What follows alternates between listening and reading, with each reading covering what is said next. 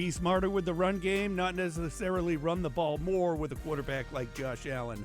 But that's where we stand with the Bills and a young running back who turned it on as we got close to the postseason. I'm Kevin Carroll. Welcome to the Buffalo End Zone Podcast, Position Edition. And we're moving on to running backs. And similar, not the same stature, but similar to quarterback, you know who the number one is. James Cook ascended and asserted himself into that role, was a Pro Bowler, looked good. So the conversation kind of shifts to who is going to be his running mate because, as I believe even Brandon Beane pointed out in his end-of-season remarks, James Cook has always been in a running back by committee in his playing career. I don't know about high school, but certainly at Georgia, it was a group effort. And in his first 2 seasons here with the Bills, it's been a group effort. Finding who the complement to James Cook is really where the conversation is at this position group in totality. Yeah, and behind James Cook, John, there's free agents who are going to be on the move again. I think Nyheim Hines is still under contract, so we'll get to him a little bit later. He had a lost season because of a jet ski incident, but he's still there. But, John, everything else, I mean, Damian Harris really never got a shot because of his injury, a neck injury early in the season. So where do we sit with that? Ty Johnson was a nice complimentary piece. But I thought him and Cook, kind of the same guy. You could kind of interchange them if you needed to. And then, of course, the bigger back that was brought in, and then he ended up playing wide receiver a lot, or targeted as a receiver and dropping balls too much for John's taste at the end of the season. So you're not going to say Latavius Murray? I was waiting for you to get to it. I didn't want to say Murray. Anywho, so there it is. There's free agents that the Bills are going to have to deal with on their end, and maybe who do you bring in, John? Because like you and I were talking, when you look at this list of free agent running backs out there, there are some huge names. Here's the funny thing. So the Bills under contract have James Cook and Nyheim Hines. Where do they go? No one ever wants to spend money on running backs, and I would agree with that. Yep. We know we've certainly heard a lot of the conversation of nobody wants the Bills to invest heavily in running backs in the draft because James Cook, second-rounder, Devin Singletary, third-rounder, Zach Moss, third-rounder. I would agree with that as well. So where do you go? And what is the level of importance of getting this second running back in the room? I agree with you. Damian Harris, I thought, was going to be a good addition. You just never really saw it because he had the neck injury and only played a handful of games. But even when he was healthy, he was third in line behind James Cook and Latavius Murray. Murray flashed early. I think as the season went along, you didn't see as much juice from him that you saw through the training camp and preseason and the early portion of the regular season. You then, in turn, did see that from Ty Johnson. I like Ty Johnson. To me, though, I don't think Ty Johnson is the second running back. I like him as the third. Right. And who knows what happens with Nyheim Hines, whether it's he could be a camp casualty. What does he look like a year removed after his serious knee injury? We know what guys, it takes them some time to get back. We've seen that plenty of times, whether it's Tre'Davious White and Von Miller. It could be Nyheim Hines. We've seen other running backs just around the league. So that's where it's which direction do you go? As you mentioned, the running back market as a whole is fascinating. We saw it start to happen a year ago, whether it was Ezekiel Elliott with the younger guys looking for contracts and the running backs kind of banding together and holdouts and all of this. And these are the names at the top of the list. Derrick Henry, Josh Jacobs, Saquon Barkley, Tony Pollard, Austin Eckler, Ezekiel Elliott, Gus Edwards has been solid for Baltimore. Devin Singletary, DeAndre Swift had really good moments for Philadelphia. J.K. Dobbins coming off major injuries. The list goes on and on and on. And that's where it's, well, could the Bills almost wait it out and see how much it would cost for A.J. Dillon or Antonio Gibson or Chase Edmonds, or have a return reunion with Devin Singletary, who had good moments, with Zach Moss, who at some points early in the season was leading the National Football League in rushing and is ironically enough proving to be that power complementary type guy that they drafted him to be when he goes and is paired with Jonathan Taylor and ascends there. There's a lot of names on the free agent market. I will just say this. I know people had been wanting to link Derrick Henry in trade conversations with the Bills. The Bills should not invest anything heavily into this running back spot, and I don't think they necessarily would have to, at least in the free agent market. And again, like we said when we were talking about the quarterback position, the Bills, as far as money goes and the salary cap situation they're in, it's running back, first of all, and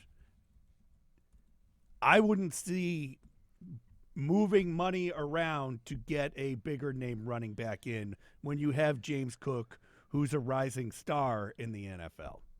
Absolutely. And it's just so interesting. Also, A.J. Dillon, by the way, I keep staring at his name and the money he made, and I was, as someone who had him on my fantasy teams, he never popped this season as maybe he did in previous seasons.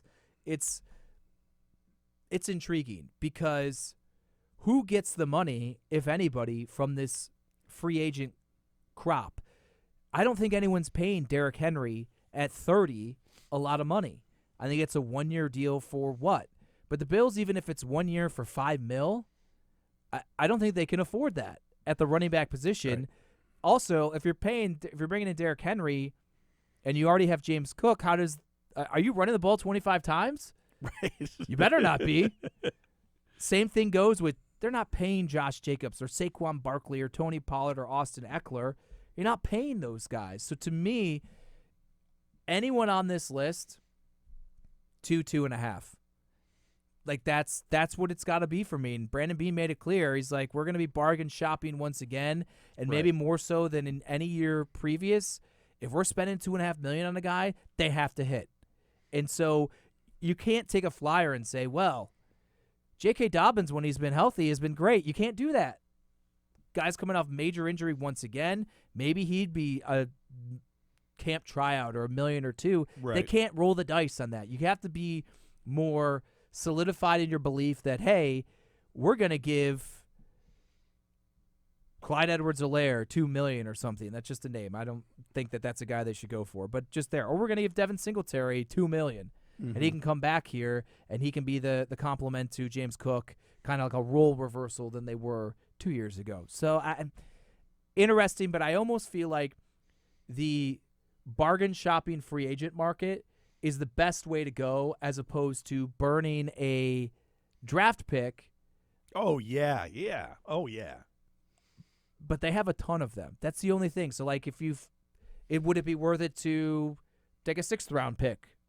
But then you're counting on a 6th-round pick to potentially be a prominent role, and I don't know if that's smart either. Do you see Ty Johnson coming back and maybe they go after another running back? Or maybe Damian Harris is back and they move on from Ty Johnson and then they bring in someone? I think Damian Harris and or Ty Johnson are certainly in the mix. I think they're certainly in the mix.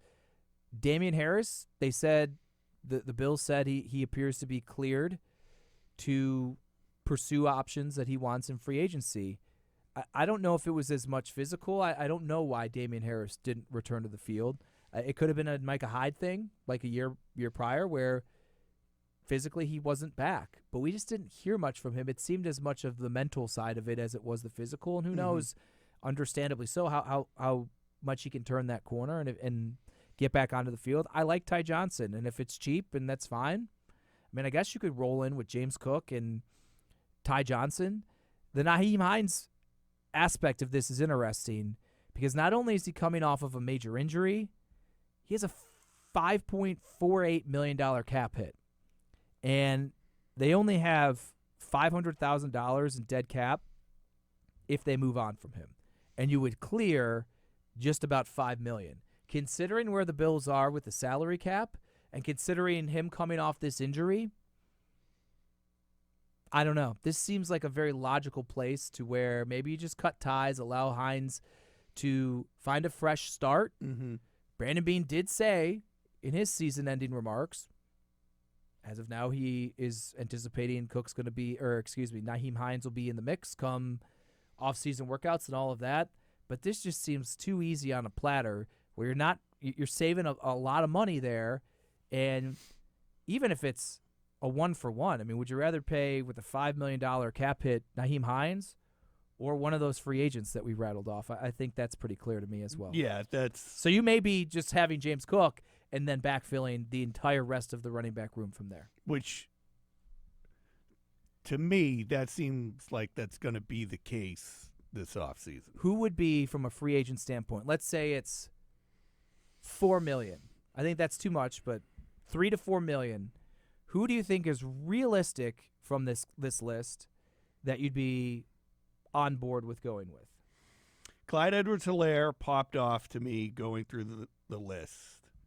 I cannot see Zeke Elliott here. I like the idea of bringing back a Devin Singletary who worked well in this, but I think Devin Singletary's too much like James Cook in that the type of running back they are kind of the same. I guess I'm just looking for someone a little bit different. And I like Damian Harris, who's also a pretty funny dude, as I recall Loved him from training camp. Great guy to talk to. But again, the things with injuries, John, just worry me. If you're saying you need to make sure that someone you sign is going to hit, I'm worried with the injuries. And with it being a neck thing and what we saw with Micah Hyde and the fact that he's a running back, it sticks in my mind that maybe it will be lingering problems. I'm looking just at the market value Spot Track has for a lot of these guys. Devin Singletary's like 5. Zach Moss is 4 and change, 4.5. I'll tell you who I'm kind of intrigued by. Gus Edwards. Spot Track has his market value at 3.6. He's been a tough, reliable runner for the Ravens for so long, who drafted Dobbins, and this Keaton Mitchell was really great, and they have Justice Hill, and they just have all these guys. He's just a hard-nosed runner that seems to just be effective. And I think a guy who's comes from a great system like the Ravens, a great team that wins, hard-nosed, understands the elements, the opponents you'll face, I think he would be good.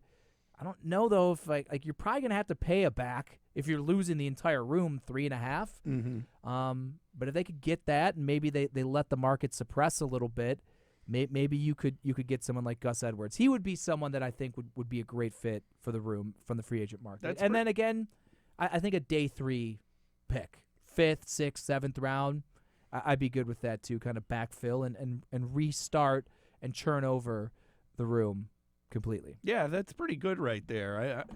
I guess I overlooked Gus Edwards, John. I'm not going to lie to you, but there we are, and we're going to keep moving forward throughout the week with these position. You keep wanting to say battles, but we're not talking battles. Just an overall view of where the Bills stand at each position. I'm going to say this right now, and correct me if I'm wrong, but we're doing tight ends next. Why would you skip wide receiver?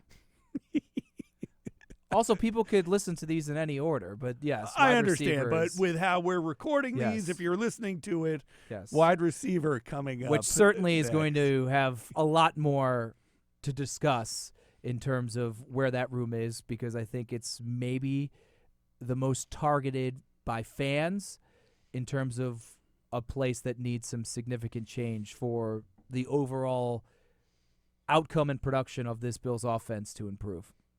All right, so if you're watching this in order, wide receivers up next. As always, everyone, thanks for joining us.